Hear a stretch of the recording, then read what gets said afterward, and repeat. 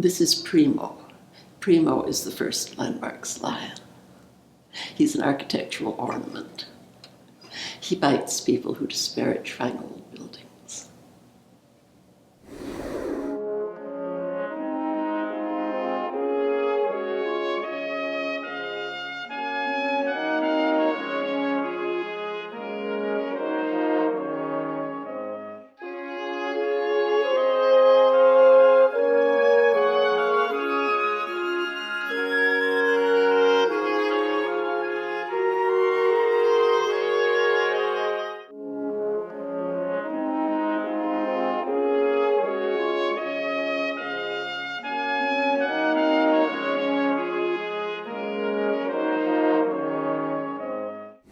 I'm always being asked that. What is the place in New York that I love the most? And people think, oh my goodness, with all the buildings I go through in the neighborhoods, what am I going to come up with?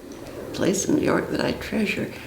That's like asking which of your children do you love most. I think my favorite New York City landmark is Gracie Mansion. It's a wonderful late 18th century home. It is living history, and it continues to make history because it is the mayor's residence, the people's house.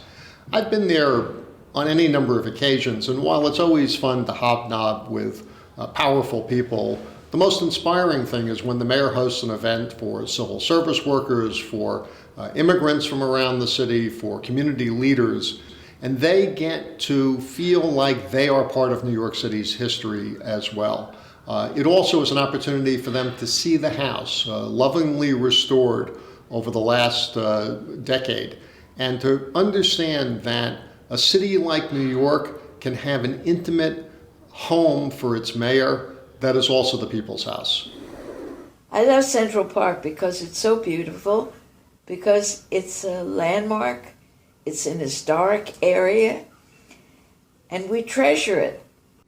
I think Central Park just captures so much of what New York is all about, and I'm lucky enough to go through it sometimes twice a day. So it would be my answer.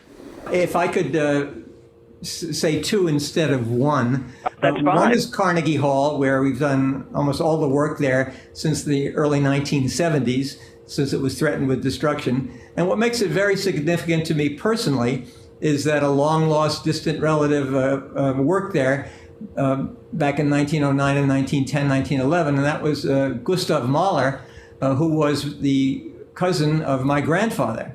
So I have this wonderful connection to Mahler through Carnegie Hall. Besides which, of course, I love Carnegie Hall for its great music and all of the wonderful things that happen there. The second place that means a lot to me in New York is the High Line. Of course, we were the engineers for that also, but what I treasure about that is how wrong I was about the High Line. I was a naysayer. I thought that it was a very poor choice, that it would never work, that the area would become blighted and it would be money thrown away. And boy, was I wrong, and I'm so happy I was wrong because I love the place now. I have always been astonished and delighted by Times Square. I think it's an absolutely extraordinary achievement because it's so American, because it's for everybody, because it's not an elitist thing, and because it's increasingly being discovered. And with the last administration's decision that it should be a public plaza, not a place for cars to congregate and get through, it's become what I always wished it would, which is a major public space in New York. It really combines so many different aspects of what the city is, and of course, it's the place where America celebrates the New Year. As crazy as it sounds, one of my fondest memories in a way is when my best friend in 7th grade and I were allowed to go to the Metropolitan Museum of Art by ourselves on the subway in 1973. And so, there are a lot of places I love around the city, and a lot of it is that when you grow up here, you have a sense of adventure and discovery that I suppose you have at any point when you come and move here, whether you're an adult or a child. But, I still can kind of walk up the steps of the Metropolitan Museum of Art and recapture that amazing feeling. There are many treasures in New York. We all know that. But of course, for me personally, the most important is the Eldridge Street Synagogue on the Lower East Side, the first synagogue built by East European Orthodox Jews in America. And when I first walked in there in 1982, my reaction was that if we didn't save it, we would have to recreate it, because you cannot tell the story of Jews in America without the Eldridge Street Synagogue. It is glorious, and we most recently installed a magnificent rose window by the artist Kiki Smith. So we like to say built in the 19th century, restored in the 20th, and added to in the 21st.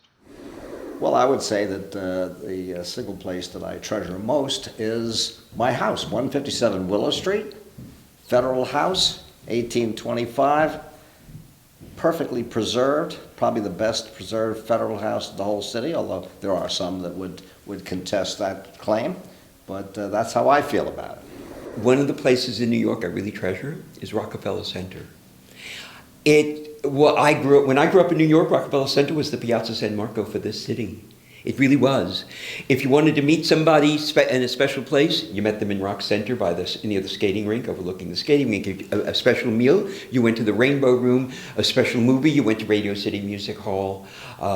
Just being in the place.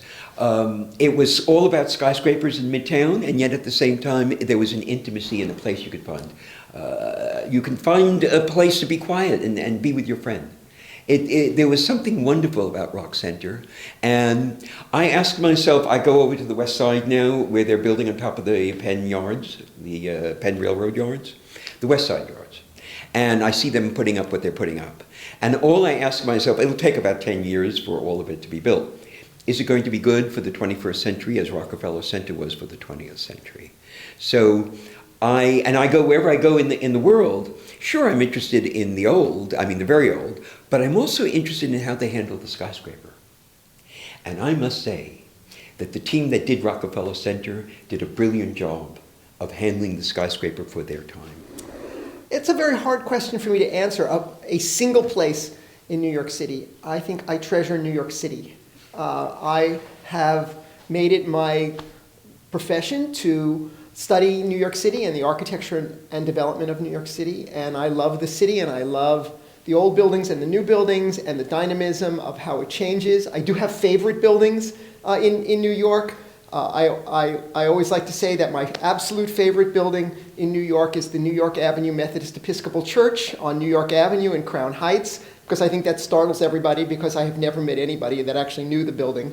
But it's this spectacularly powerful Romanesque revival building by an architect named J.C. Cady that I absolutely adore. But I also adore One Wall Street, the Irving Trust building, which I think is the great masterpiece of skyscraper architecture in New York. But mostly, I love the city. I love the vernacular fabric of New York. I love the buildings that we take for granted, the row houses and the apartment buildings and the tenements and the garment lofts and the factories that make the fabric of New York that we love so much.